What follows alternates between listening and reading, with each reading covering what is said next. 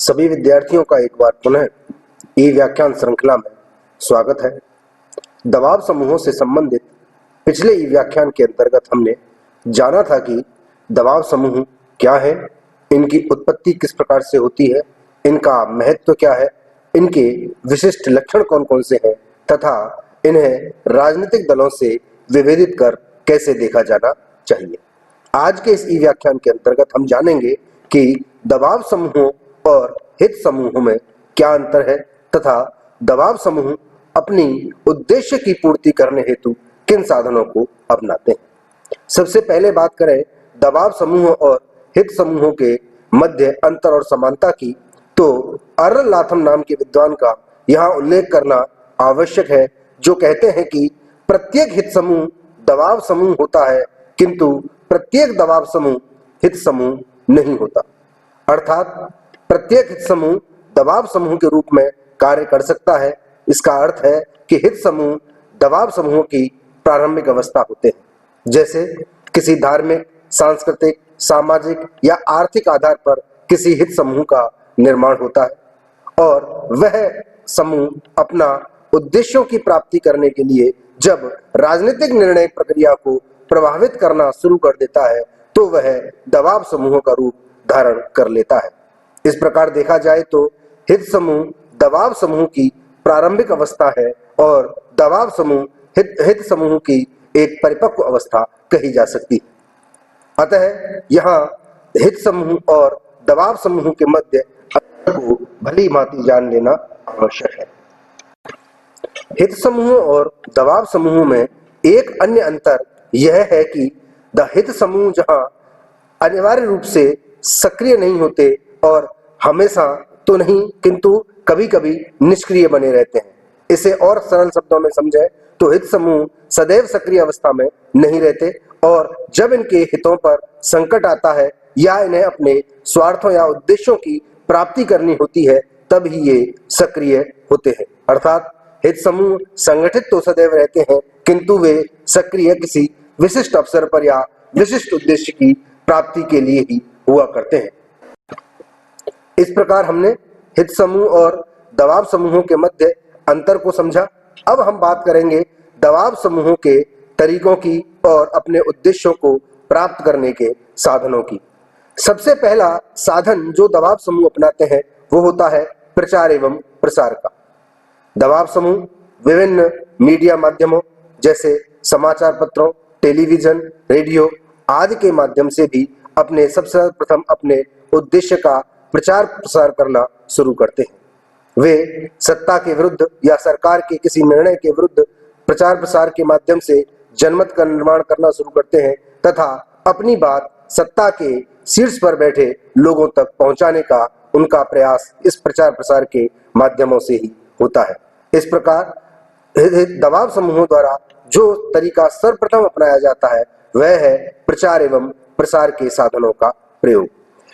दबाव समूह जो दूसरा साधन अपनाते हैं वो होता है आंकड़े प्रकाशित करना। दबाव समूह अपने उद्देश्यों के संबंध में या अपने हितों के संबंध में पर्याप्त शोध करते हैं।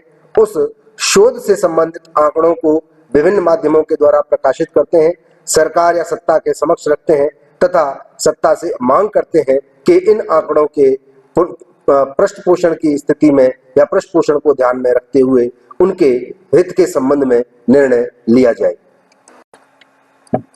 दबाव समूह अपने उद्देश्यों और हितों की प्राप्ति के लिए विभिन्न गोष्ठियों आदि का भी आयोजन करते हैं। इन गोष्ठियों में या सम्मेलनों में अथवा सेमिनारों में अब उन दबाव समूह अपने उद्देश्य या हित से संबंधित चर्चा करते हैं तथा विभिन्न पक्षों को इन गोष्ठियों में बुलाकर चर्चा के उपरांत मांग करते हैं कि सत्ता या सरकार उनके हितों को ध्यान में रखे और तदनुसार निर्णय ले। दबाव समूहों द्वारा जो सर्वाधिक नकारात्मक तरीका अपनाया जाता है उसे लॉबिंग कहा जाता है। लॉबिंग से शब्द से जानने से पहले सर्वप्रथम हम लॉबी को जान लेते हैं। लॉबी दरअसल विधायिकाओं या विधान मंडलों में वह दर्शक दीर्घा होती है जहां विधायक और या विधायी मंडल के सदस्य अन्य पत्रकार बंधुओं आदि से वार्ता या मेल मुलाकात करते हैं। इस दौरान विभिन्न दबाव समूहों के सदस्य भी वहां मौजूद रहते हैं और इन विधानमंडलों के सदस्यों को प्रभावित करने का प्रयास करते हैं। इस हेतु वे विभिन्न अनैतिक कार्यों जैसे दबाव, ब्लैकमेलिंग, धन आदि की पेशकश करना आदि तरीकों को भी अपनाते हैं। विभिन्न विधानमंडल के सदस्यों पर ऐसे अनेक आरोप लगते हैं कि उनके द्वारा किसी विशिष्ट कॉरपोरेट समूह या उद्योगपति की सहायता की गई या उसके संबंध में कोई विधायी कार्य के लिए प्रोत्साहन किया गया। तो ऐसे कारणों का सर्वप्रथम ऐसा जो कारण समझ में आता है वह यह है कि वहां लॉबिंग की जाती है। इस लॉबिंग से न केवल भारत अपितु अनेक लोकतांत्रिक देश पीड़ित है, जबकि अमेरिका में तो लॉबिंग को एक तरह से वैध या डीलिंग के तौर पर ही एक लीगल उपाय के रूप में स्वीकार कर लिया गया है। दबाव समूह रिश्वत या बेईमानी जैसे साधनों का भी प्रयोग करते हैं, यद्यपि इन्हें अनैतिक माना जाता है और इन उपायों को सार्वजनिक रूप से कोई विधानमंडल का सदस्य या दबाव समूह स्वीकार नहीं करता, किंतु अनेक मामलों में ऐसा देखा गया है कि जब विधानमंडल के सदस्यों को प्रभावित करने के लिए दबाव समूह द्वारा रिश्वत, बेईमानी आदि के द्वारा प्रलोभन दिया गया और अपने पक्ष में निर्णय लेने के लिए विवश किया गया या विवश कराया गया। इसके अतिरिक्त जो काम दबाव समूह करते हैं वो होता है संसद सदस्यों के मनोनयन में रुचि।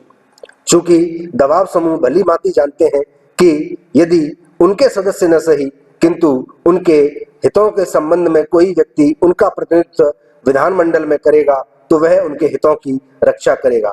इस हेतु अनेक बार दबाव समूह संसद सदस्यों के मनोनयन में या निर्वाचन में महत्वपूर्ण भूमिका निभाते हैं। इस हेतु वे अनेक बार धन की सहायता करते हैं अथवा अनेक बार ऐसा भी देखा गया है कि किसी विशिष्ट उद्योगपति को या किसी विशिष्ट कॉरपोरेट समूह के प्रतिनिधि को एक तरह से दबाव समूह द्वारा संसद में निर्वाचित कर या भेजा गया और इस हेतु पैसे का बहुत बड़ा लेन देन ऐसे मामलों में देखा गया है। विगत कुछ वर्षों में ही देखें तो भारत में अनेक उद्योगपति संसद में यह पहुंचने में सफल हुए हैं। तो इसका पीछे एक सबसे बड़ा कारण यही है कि दबाव समूह उन सदस्यों के मनोनयन में खासी रुचि लेते हैं।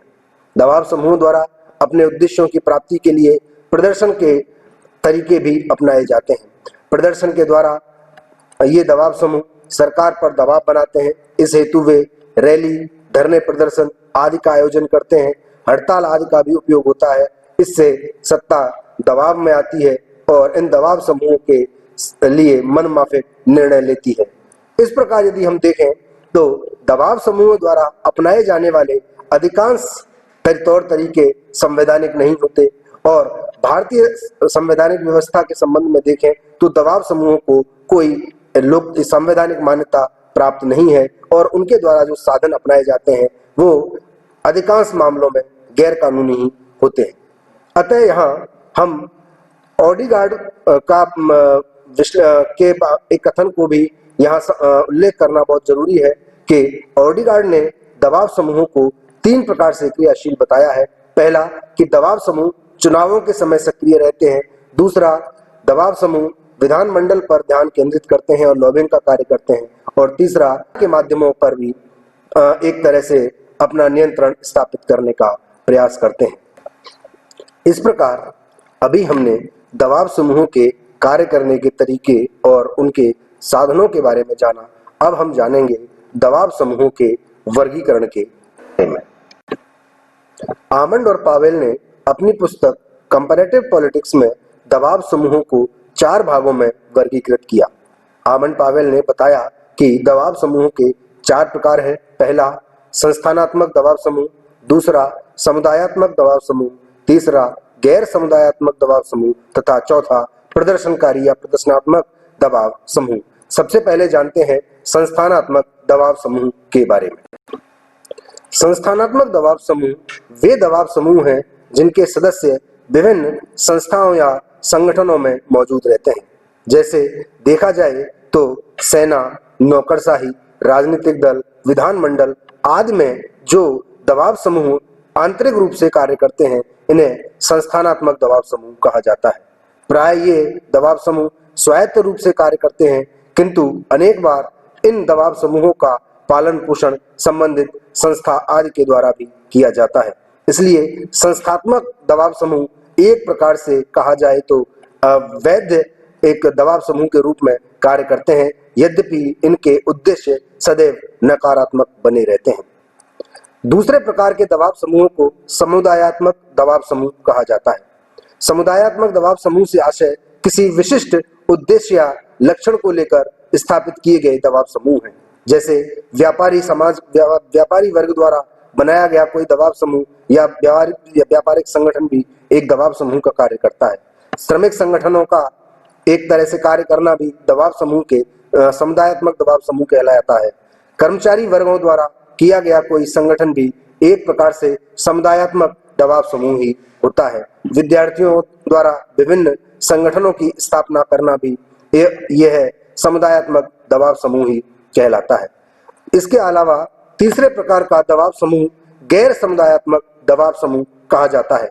ये गैर समुदायात्मक दबाव समूह किसी विशिष्ट उद्देश्य के लिए नहीं होते, अपितु इसके पीछे कोई विशिष्ट कारण होता है, जैसे धार्मिक कारण, जातीय कारण आदि या सांस्कृतिक कारणों से जब किसी संगठन की स्थापना की जाती है और वह दबाव समूह के रूप में कार्य करने लगता है तो उसे गैर समुदायात्मक दबाव समूह कहा जाता है। चौथे प्रकार का दबाव समूह आमंड और पावेल ने प्रदर्शनकारी या प्रदर्शनात्मक दबाव समूह को बताया है। प्रदर्शनात्मक दबाव समूह वे होते हैं जो किसी विशिष्ट उद्देश्य को लेकर नहीं, अपितु किसी तात्कालिक घटना के परिणाम स्वरूप प्रदर्शन करते हैं और सामान्य रूप से अपने आप को उस घटना के बाद तुरंत दूर हो जाते हैं। छात्र संगठनों द्वारा किया गया कोई प्रदर्शन या रैली, धरना प्रदर्शन, हड़ताल आदि ये प्रदर्शनात्मक दबाव समूह ही कहे जाते हैं। प्रदर्शनात्मक दबाव समूह किसी विशिष्ट नीति को बनाने अथवा किसी लिए गए निर्णय को बदलवाने के लिए सरकार पर दबाव डालने के लिए उग्रता के साधनों का प्रयोग करते हैं और यही कारण है कि इन्हें प्रदर्शनात्मक समूह या दबाव समूह ही कहा जाता है। इस प्रकार आज के व्याख्यान के अंतर्गत हमने जाना कि दबाव समूहों और हित समूहों में क्या अंतर है, दबाव समूहों द्वारा कौन कौन से साधन अपने उद्देश्यों की प्राप्ति के लिए उपयोग में लिए जाते हैं तथा इसके अतिरिक्त दबाव समूहों का वर्गीकरण आमंड पावेल द्वारा किन 4 भागों में किया गया है। अगले व्याख्यान के अंतर्गत हम जानेंगे कि भारतीय राजनीति में दबाव समूहों की क्या भूमिका है। सादर धन्यवाद।